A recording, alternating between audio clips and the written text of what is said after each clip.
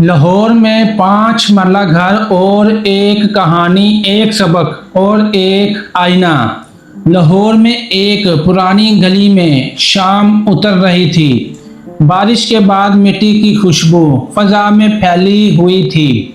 एक बूढ़ा शख्स अपने पोते के साथ गली की नुक्कड़ पर बैठा था। सामने बड़े बड़े गेट, चमकती टाइलें और जदीद लाइटें और ऊंची दीवारें थी, जिसे देखकर वो सोच रहा था कि पहले घर ऐसे तो नहीं होते थे। तो उसके पोते ने पूछा, दादा अबू, क्या पहले भी लाहौर में ऐसे ही घर थे? क्या लाहौर में ऐसे ही बड़े घर होते थे और क्या ऐसे ही घर थे? बूढ़ा आदमी हल्का सा मुस्कुराया। उसकी आंखों में पुराना लाहौर जिंदा हो गया। उसके दिल में वो पुराना घर जिसमें वो रहता था वो याद आ गया। पहले लाहौर के घर कैसे होते थे? दादा ने आहिस्ता से कहा, बेटा, पहले घर बड़े नहीं होते थे, दिल बड़े होते थे। पहले घर छोटे होते थे लेकिन दिल बहुत बड़ा होता था। पहले 5 मरला घर में एक छोटा सा सहन होता था। कच्ची या सादा छत होती थी और बिल्कुल सिंपल घर होते थे। लेकिन आज के जदीद दौर में ये 5 मरला घर बहुत महंगे हो चुके हैं। पहले के घर में छोटा सा सहन, सादा छत और पंखा एक होता था। सब एक साथ बैठकर खाना खाते थे। दरवाजे पर पर्दा होता था, कैमरा नहीं। मोहल्ले वाले एक दूसरे के दुख सुख में साथ होते थे और एक दूसरे का दुख जानते भी थे। अगर किसी के घर सालन ना बनता तो पड़ोसी के घर से आ जाता था। अगर किसी के पास चारपाई ना होती तो दूसरा दे देता। इस वक्त घर दिखाने के लिए नहीं, रहने के लिए बनते थे। और अब जो घर बनते हैं वो दिखाने के लिए बनते हैं, ना कि रहने के लिए। कितने ही सैकड़ों घर बन चुके हैं लेकिन उसमें रहने वाला कोई नहीं। ऐसा क्यों? आज लाहौर में 5 मरला घर की हकीकत। पोते ने सामने एक नया घर देखा। 4 मंजिला डिजाइन, बड़ी एलईडी लाइट और इम्पोर्टेड टाइलें और ऑटोमेटिक गेट। ये सब चीजें सारी देखकर पोते ने अपने दादा से पूछा, क्या दादा पहले ऐसे घर होते थे?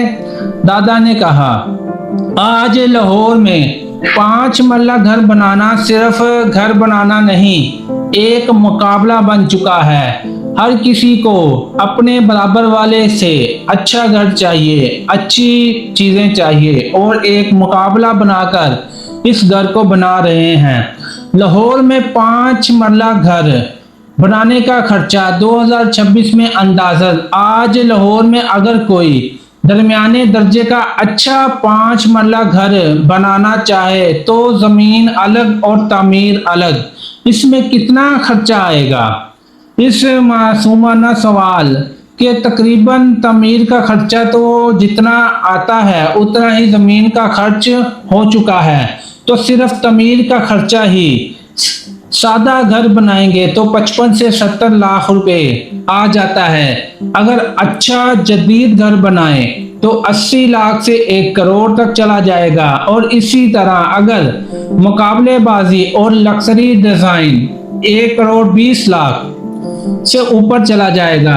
अगर डिफेंस, बहरिया, जौहर टाउन या बड़ी हाउसिंग सोसाइटी हो तो खर्चा और बढ़ जाता है, क्योंकि अब लोग मार्बल जोन सा है इटली का चाहते हैं और मुकाबलेबाजी में घर बनाते हैं। अब लोग घर नहीं, मुकाबला चाहते हैं।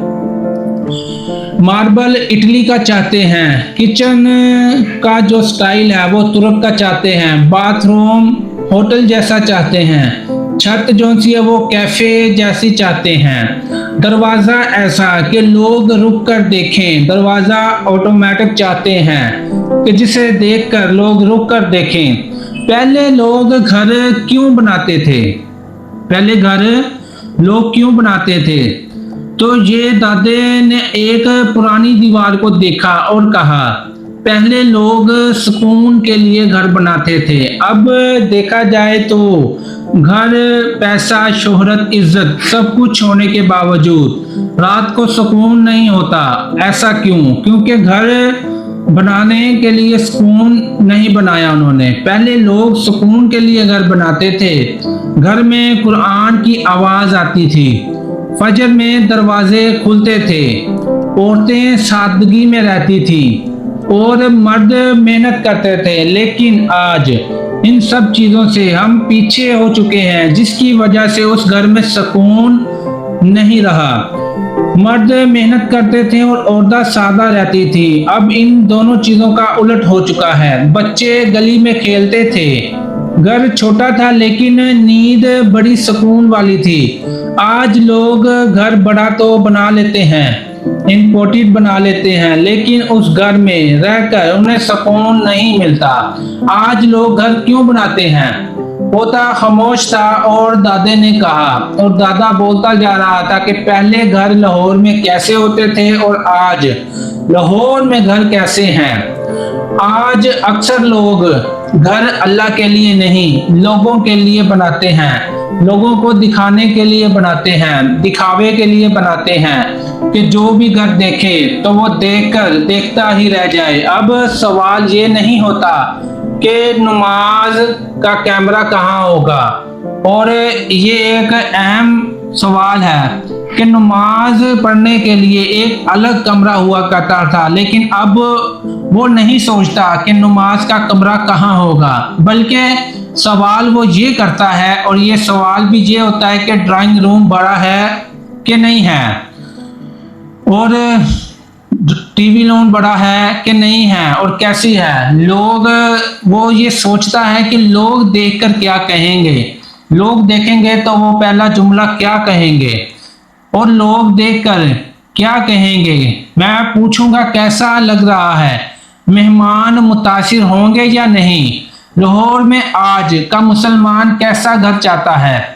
आज लाहौर के बहुत से लोग चाहते हैं कि ऐसा घर जो टिकटॉक में अच्छा लगे, ऐसा गेट जिसकी वीडियो बन सके। लोग ऐसा घर चाहते हैं, ऐसा अच्छा घर चाहते हैं जिससे उन्हें लोग देखकर रुक कर देखें। ऐसी लाइटें जो रात में चमके, ऐसा डिजाइन कि लोग हसद करें। लोगों को हसद करने के लिए घर बनाता है, ना कि वो खुद रहने के लिए, खुद के सुकून के लिए। यहाँ तक कि वो ऐसा डिजाइन, ऐसे लाइटें लगाता है कि कुछ लोग तो कर्ज ले लेते हैं, लेकिन घर का स्टैंडर्ड कम नहीं करते। कुछ लोग अपनी बेटी की शादी सादा कर देते हैं, लेकिन बाथरूम इम्पोर्टेड बनवाते हैं। लाहौर में लोग किसी जगह जाना पसंद करते हैं। लाहौर में आजकल ऐसा ज्यादा लोग इन इलाकों की तरफ भागते हैं, और लोग इसमें घर बनाना अपनी पहली फोकियत रखते हैं। DHA लाहौर, बैरिया टाउन लाहौर और जौहर टाउन लाहौर, ये वो लाहौर की सोसाइटी है, और लेक सिटी लाहौर, इसमें घर बनाने की तरजीह देते हैं। जिसके पास पैसा है वो इस जगह पर जाना ज्यादा फोकियत देता है, और वो घर बनाता है लोगों को दिखाने के लिए, मेहमानों को खुश करने के लिए। आज जो जिंदगी का मकसद था, जिस रब को राजी करना था, उसको हम भूल चुके हैं। क्योंकि वो इस सोसाइटी में क्यों जाना चाहता है?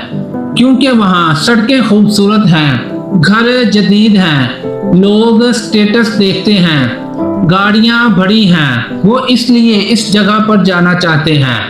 अगर इंसान ये समझे कि घर बना रहा है, कहीं भी बना रहा है, जितनी उसे अल्लाह ने पैसे दिए हैं वो जहाँ भी घर बनाए, सबसे पहले नियत रखे कि मैं अल्लाह के लिए जो भी काम कर रहा हूँ इसलिए कर रहा हूँ, तो सुकून खुद आएगा। और इंसान आहिस्ता आहिस्ता ये समझता है कि वो लोकेशन अच्छी मिलती है लेकिन तकवा भूल जाता है। लेकिन एक असल मुसलमान का घर कैसा होना चाहिए और वो कैसा घर चाहता है। दादी की आवाज बदल गई थी, बेटा असल कहानी घर बड़ा नहीं देखता, और असल मुसलमान है जो वो घर को छोटा या बड़ा नहीं देखता बल्कि रिज़्क हलाल देखता है। वो चाहता है कि घर में फजर की अजान हो, माँ बाप की इज्जत हो और सबसे अहम बात सूद का पैसा ना हो, दिखावा ना हो और वो इन सब चीज़ों से बचकर रिज़्क़ हलाल से अगर वो घर छोटा बनाए या बड़ा बनाए तो उस घर में सुकून होता है। वो देखता है कि नमाज के लिए कमरा कहाँ होगा, मेहमान के लिए जगह कहाँ होगी और सबसे अहम कुरान की तिलावत कहाँ होगी और बच्चों की तरबियत कहाँ होगी। वो ऐसा घर चाहता है जो कि आज का मुसलमान ऐसा घर बनाना क्यों भूल चुका है। उससे फर्क नहीं पड़ता कि लोग देखेंगे तो वो क्या सोचेंगे। वो लोगों को पीछे हटाकर अपने रब की रजा को आगे रखता है। उसे फर्क नहीं पड़ता कि दीवार पर कौन सा पेंट होगा। वो बस अपनी अल्लाह की रजा के लिए रिज़्क़ हलाल में जैसा घर बनता है वैसा ही घर बनाता है। वो नहीं सोचता कि टाइल स्पेन की है या गुजरावाला की। वो बस ये देखता है कि इसमें अल्लाह की रजा शामिल है या नहीं है, गेट ऑटोमेटिक है या हाथ से खुलता है। वो ये नहीं देखता क्योंकि वो जानता है कि ये दुनिया आर्जी है। जिसे दुनिया से मोहब्बत नहीं वो कैसा घर बनाएगा, वो ऐसा ही घर बनाएगा। और जिसे दुनिया से मोहब्बत है और जो ये सोचता है कि लोग देखकर क्या कहेंगे तो वो फिर रिज़्क़ हलाल नहीं कमाता, वो सूद का पैसा भी शामिल करता है। वो सादा घर बनाता ही नहीं, छोटा हो या बड़ा हो वो घर बड़ा ही देता है। लेकिन जो मुसलमान है वो छोटा घर भी हो तो भी शुक्र करता है, पुराना हो तो भी सुकून से रहता है, कमरों से ज्यादा रिश्ते मजबूत करता है, फर्नीचर से ज्यादा अपना ईमान महफूज करता है और अपने ईमान को मजबूत रखता है। वो अपने घर में तहज्जुद की जगह बनाता है, नमाज वाला कमरा बनाता है, बच्चों को कुरान सिखाता है, माँ के लिए आराम वाला कमरा भी रखता है। आज का मुसलमान ऐसा घर चाहता है कि जिससे अल्लाह की रजा शामिल ना हो तो फिर उस घर में सुकून कैसे आएगा। उस घर में सुकून नहीं होगा, उसमें दुनिया की हर चीज होगी, मेहमान और लोग भी राजी हो जाएंगे, लेकिन जो चीज वो चाहेगा, जिस घर में उसे सुकून चाहिए वो नहीं होगा। उस घर की खूबसूरती बाहर से नहीं अंदर से होती है। आज का मुसलमान और जिसे दुनिया वालों की इज्जत की फिक्र हो वो हर वक्त दूसरों को इम्प्रेस करने में लगा रहता है।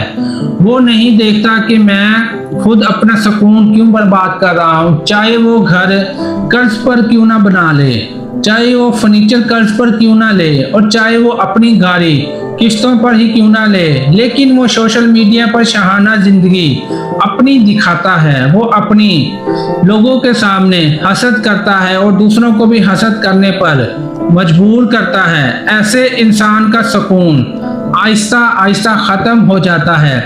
वो रात को उठकर ये सोचता है कि लोग क्या कहेंगे, लोगों ने जहाँ लोग जो कहेंगे वो तो कहेंगे, लेकिन वो अपना सुकून बर्बाद कर चुका होता है। तो फलां के घर में मेरा घर छोटा क्यों है, वो यही सारी रात सोचता रहता है। वो सोचता है कि मेरी टाइल सस्ती क्यों है, वो सोचता है कि मेरा किचन मॉडर्न क्यों नहीं। असल दौलत कहाँ है? असल दौलत छोटे घर में या बड़े घर में नहीं बल्कि आपके रिज़्क़ हलाल में है। दादे ने आखिरी में पोते से कहा कि बेटा याद रखना, अगर घर छोटा हो या बड़ा हो, अगर उसमें सुकून नहीं तो ये तुम्हारी अमीरी किसी काम की नहीं। असल अमीरी ये नहीं कि घर बड़ा हो, बल्कि असल अमीरी ये है कि घर सुकून वाला हो, गेट और मेन डोर ऊंचा हो या ना हो, लेकिन तुम्हारा घर में सुकून होना चाहिए।